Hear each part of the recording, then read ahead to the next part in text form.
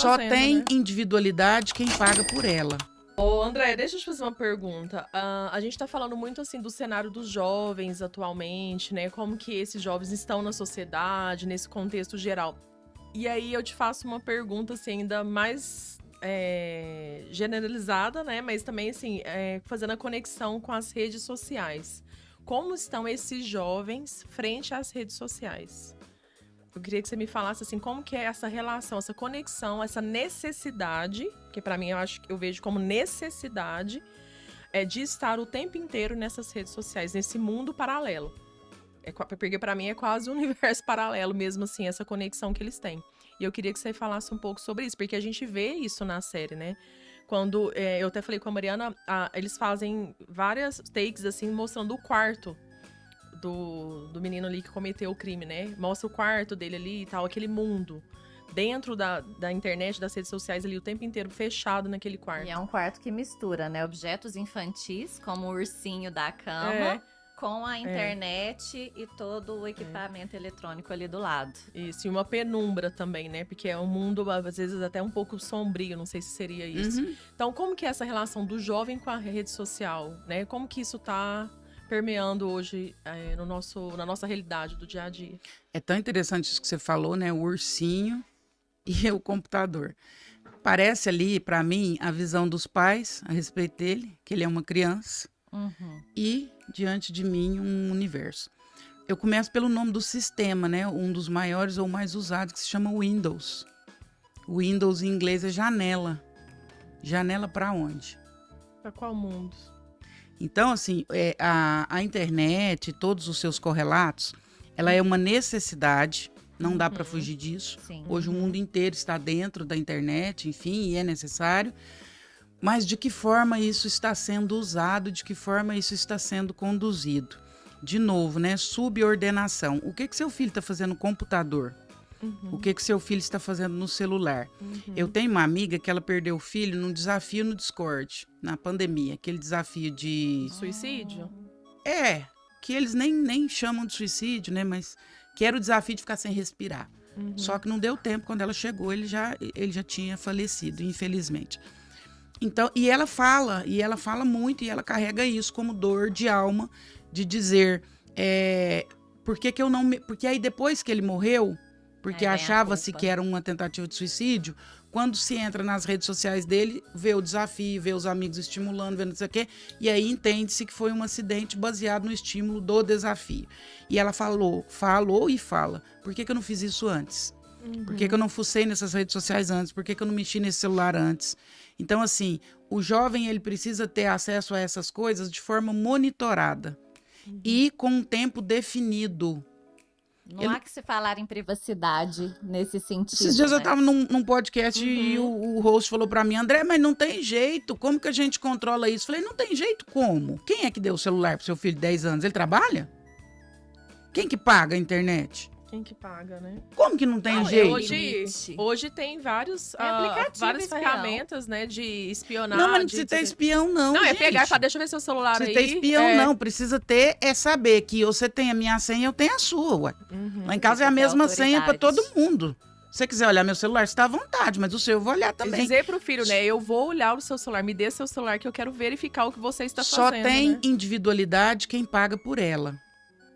O dia que ele morar sozinho e pagar as contas dele, aí ele tem individualidade. Eu e o Thiago, a gente fala muito isso para as meninas lá. Fala assim, olha, enquanto vocês estiverem aqui dependendo de nós e tudo, é aquela questão que você falou da subordinação. Tá dependendo, então segue ordens, Ué, quem paga seu celular? Quem paga suas contas? Você. Quem paga a conta de internet? Você. Ué, então o celular é meu, então eu posso mexer nele. Então pronto. Não, lá em casa dormiu, eu vou lá, pego o celular de vez em quando, dou um baculejo, dou uma olhada. Tá certo. Não tem dessa. E tem que olhar, né? Óbvio. E tem que olhar. A questão é essa, tem que monitorar, tem Gente, que eu verificar, atendo adolescente no consultório o tempo todo.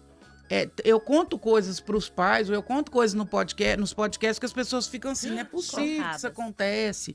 Desde coisas mínimas a coisas gigantescas. Por exemplo, hoje todo adolescente, ou a grande maioria, tem um Instagram e um Instagram PV. Todos. Então, por exemplo, minha filha, Beatriz, Bibi PV. Que é um Instagram privado. Que é só dos amigos. É. Minha filhada também tem. Aí eles postam lá o que eles querem postar. Você sabia que seu filho tem um PV? E vai lá ver o que tá postando nesse PV. Se é privado, já começa por aí. O nome já não é muito sugestivo. Entendeu? Então, a coisa já... Daí, há N outras coisas. Então, a rede social, de novo, as pessoas ficam me levando no podcast para falar nos podcasts falar sobre essa série, e elas querem muito que eu demonize as redes sociais. As redes sociais não são o problema. O bullying não é o problema. Porque nós também passamos por bullying. Sempre. O problema é se eu tenho sustentação familiar ou não. Se eu tenho um olhar de um pai e de uma mãe... É aqui que a coisa vai determinar. A casa firmada sobre a rocha, pode vir vento, pode vir água, pode vir furacão, que a casa não cai. Agora, a casa firmada na areia, qualquer coisa cai. Bullying existe, internet existe, rede social, coisa errada, excesso de internet. Mas e a estrutura familiar para dar conta disso aqui tudo? Para colocar o limite do tempo, para colocar... Igual eu perguntei, né, da conexão do jovem com a rede social. A questão não é nem essa, então, o problema. Não é esse o problema, né, dessa necessidade que eles têm das redes sociais, porque isso faz parte do mundo hoje.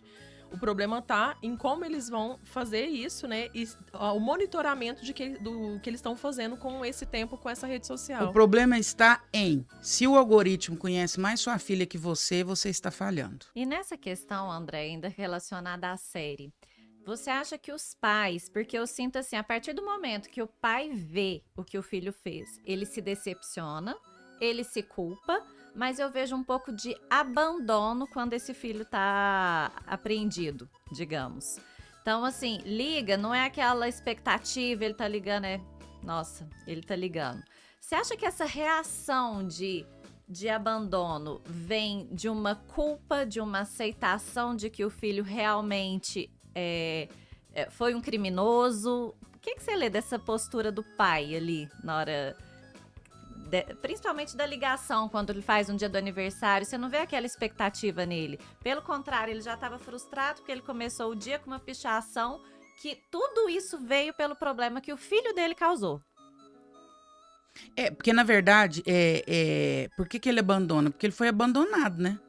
Ele é filho de um pai que espancava ele. Sim. Tô falando do pai do menino da série. Sim. Então, em geral, quem foi abandonado não tem condição de cuidar, né? É o que você falou antes, a questão do narcisismo, né? Assim, se a pessoa foi rejeitada, não teve o cuidado da mãe, ou em algum momento ele se sentiu abandonado, ele vai fazer o mesmo movimento. Ele vem de uma relação totalmente disfuncional com o pai dele.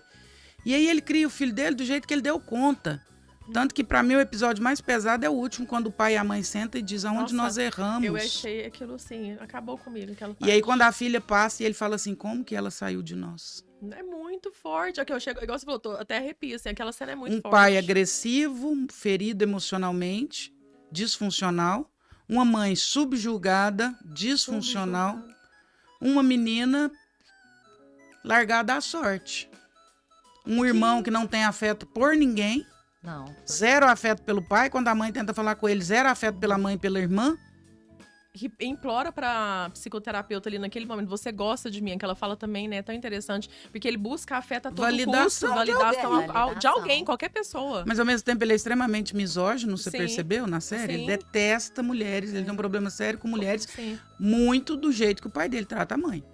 Você vê que a mãe, ela vive pisando em ovos. Fez o café da manhã, fez isso. Nossa, ela vive pisando em ovos para que a violência dele não emerja, porque ele é uma bomba relógio. O tempo todo ele estoura, o tempo todo ele fica nervoso, então ela vive pisando em ovos, ela é subjugada, a irmã, por consequência, é subjugada, ele passa por aquelas questões de rede social na escola em relação a mulheres, então ele tem um problema sério com mulheres, ele é extremamente misógino, o menino. Sim. Então tem ali uma bomba relógio para que a coisa aconteça e chegue no ponto que chegou. O que seria, aproveitando também esse gancho, né, dessa conexão do pai, da mãe com o filho, né? O que você falaria, assim, que seria importante, ou uma dica, né, para quem tá assistindo, assim, de como estreitar esse laço de confiança? Aí já eu ultrapasso um pouquinho a questão do monitoramento, né? A relação mesmo de confiança, de amorosidade, assim, que parece que hoje em dia também se perdeu. O que os pais podem fazer para poder realmente se aproximar desses filhos? Foi boa a sua pergunta, porque você falou assim, ir além do monitoramento. Você está muito certa. Na verdade, o monitoramento, eu não vou nem chamar de monitoramento, mas eu vou chamar de presença. Ser mais presente e entender o que está acontecendo. Mas muito antes do monitoramento, precisa existir o afeto. O afeto. Eu acho que nós desaprendemos de amar. Nós estamos entendendo tudo errado o que seja amor, o que seja afeto. Afeto não é aquilo que eu dou.